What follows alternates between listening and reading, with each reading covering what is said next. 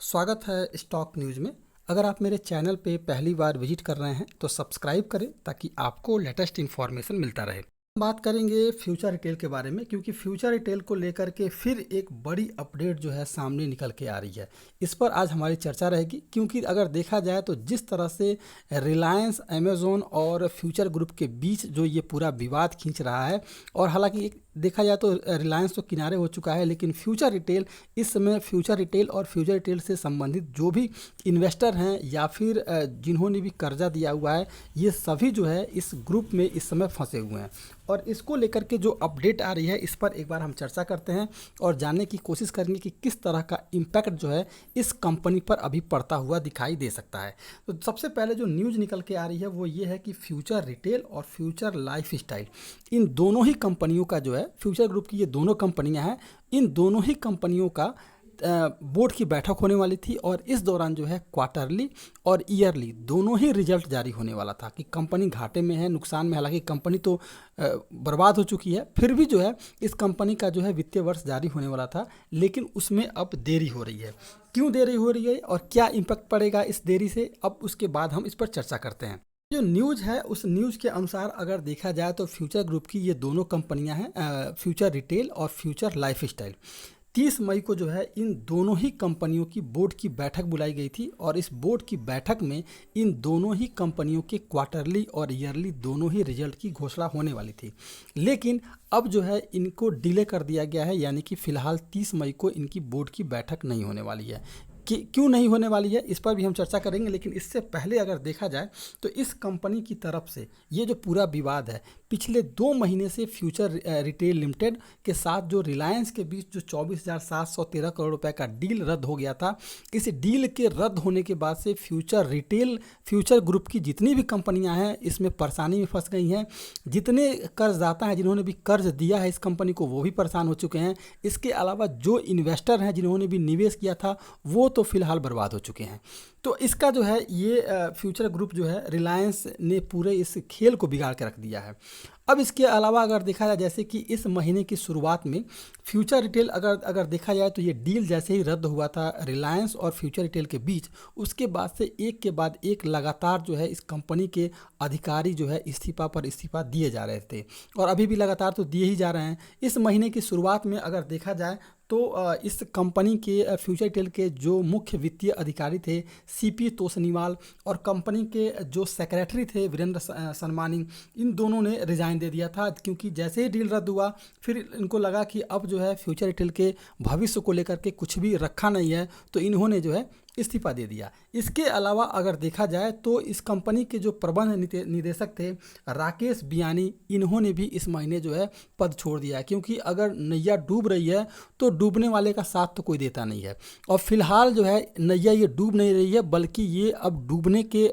अंतिम पड़ाव पर है। और क्या भविष्य होगा इन्वेस्टर्स का जो इसमें निवेश किए हैं, इनका तो अब कोई पता नहीं रहा। इसके अलावा अगर देखा जाए तो future life style fashion limited में इसके जो अध्यक्ष थे शैलेश हरिभगत, इन्होंने भी अपने पद से जो है इस्तीफा दे दिया है। अगर देखा जाए तो इस पूरे मामले के दौरान कुछ दिनों में निदेशकों के इस्तीफा के बाद कंपनी के निदेशक मंडल और लेखा परीक्षा समिति की संरचना और जो इसकी जो संरचना को बनाया जाता है वो असंतुलित हो गई है, क्योंकि यही बोर्ड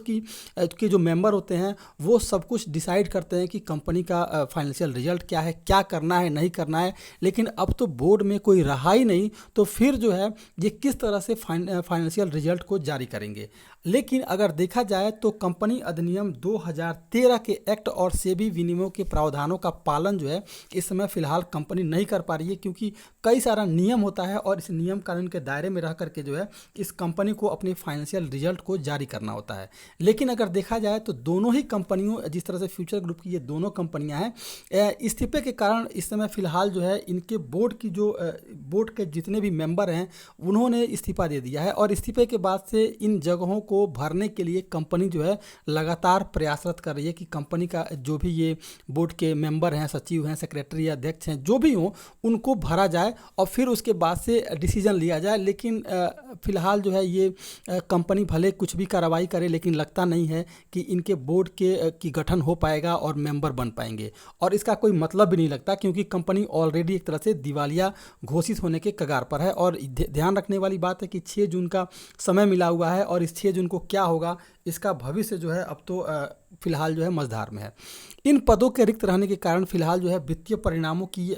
को मंजूरी देने के लिए निदेशक मंडल और लेखा परीक्षा समिति की जो बैठक है वो जो है 30 मई से पहले जो है पहले बुलाई गई थी, लेकिन अब जो है फिलहाल बैठक नहीं होगी। अगर देखा जाए तो सेबी के नियमों के अनुसार, अगर ये सेबी का जो नियम है अगर उसके अनुसार अगर देखा जाए तो सेबी का नियम क्या कहता है कि कंपनी को तिमाही के अंत से लेकर के 45 दिनों के भीतर, यानी कि अगर उस कंपनी का क्वार्टरली अगर ख़त्म हो रहा है तो उसका क्वार्टरली रिजल्ट जारी करने से लेकर के जो पिछला जारी किया है उससे लेकर के 45 दिनों के भीतर, और वार्षिक यानी कि फाइनेंशियल ईयर जो इसका ईयरली है, ईयर एंड ईयर, इसका जो वार्षिक वित्तीय परिणाम के मामले में वित्तीय वर्ष के अंत से लेकर के लगभग 60 दिनों के भीतर जो है इस कंपनी को अपने परिणामों की घोषणा करनी होती है। लेकिन अब लग नहीं रहा है कि ये कंपनी जो है इसको भी फुलफिल कर पाएगी। इस समय सीमा के अनुसार जो है कंपनियों को अपने तिमाही और सालाना नतीजे जो है जारी करने के लिए 15 मई और 30 मई तक जो है अपना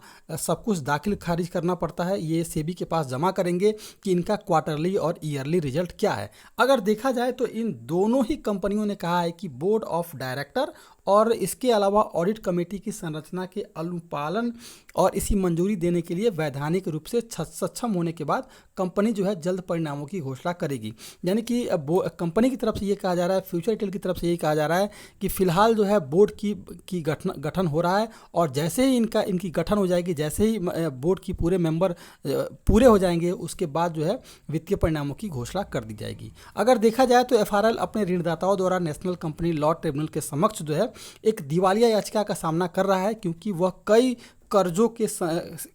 कर्जों में इस समय कंपनी डूबा हुआ है और समय से जो है कंपनी जो है फ्यूचर रिटेल जो है अपने कर्जे को पूरा नहीं कर पा रही है। इसी कारण जो है फिलहाल इस समय दिवालियापन के कगार पर है। अगर 6 जून को अगर ट्रिब्यूनल की तरफ से अगर ये कहा जाता है कि लॉ ट्रिब्यूनल की तरफ से कि भैया आप तो अब जमा नहीं कर पाओगे, तो फिर